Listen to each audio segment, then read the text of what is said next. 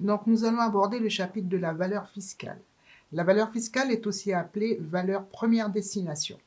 Cette valeur sert de base d'imposition à la TVA. Et pour la calculer, il faut y ajouter donc à cette valeur fiscale tous les droits et taxes que l'on aura calculés précédemment. Les différents frais accessoires, les commissions, les frais de transport, etc.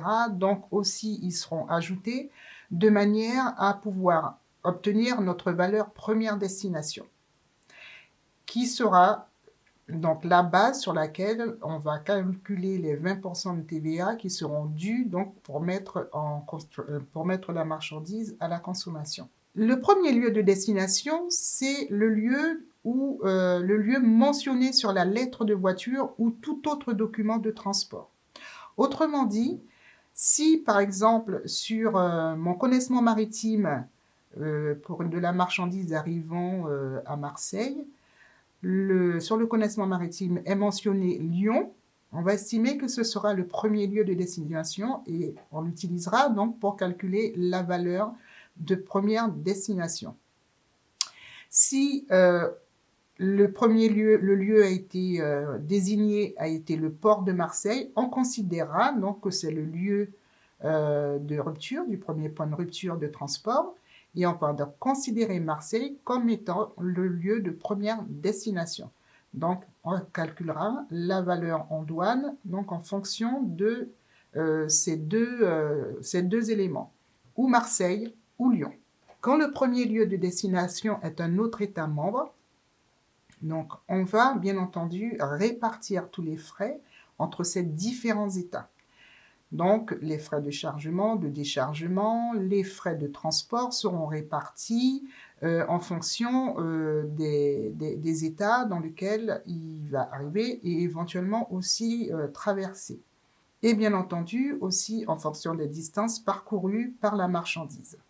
Je vais vous donner quelques exemples pour que vous puissiez comprendre comment on peut répartir ces frais et définir le lieu de première destination qui permettra ensuite de calculer la TVA. Dans un premier temps, nous aurons donc une importation par voie aérienne en provenance des USA. Sur la LTA sera donc mentionné Strasbourg.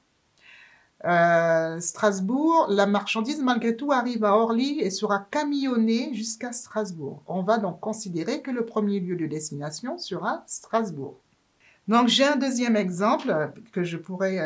donc, on a une importation de Zurich en Suisse à destination de Lille. Sur la lettre de voiture est mentionné Lille. Donc Lille sera considérée comme étant le premier lieu de destination. Donc, nous avons aussi un troisième exemple qui peut être une importation par voie maritime. J'ai de la marchandise qui arriverait de Chine, qui arriverait de Chine sur le port du Havre. Sur le connaissement maritime serait donc mentionné le Havre, alors que le lieu de destination final, le destinataire final se trouverait donc à Lyon. Eh bien, on considérera comme premier lieu de destination Le Havre et non pas Lyon. Parce que sur le connaissement, ce sera donc ce lieu qui sera le premier lieu de rupture de charge. Nous allons donc passer au chapitre suivant qui est donc la conclusion du cours sur la valeur en douane.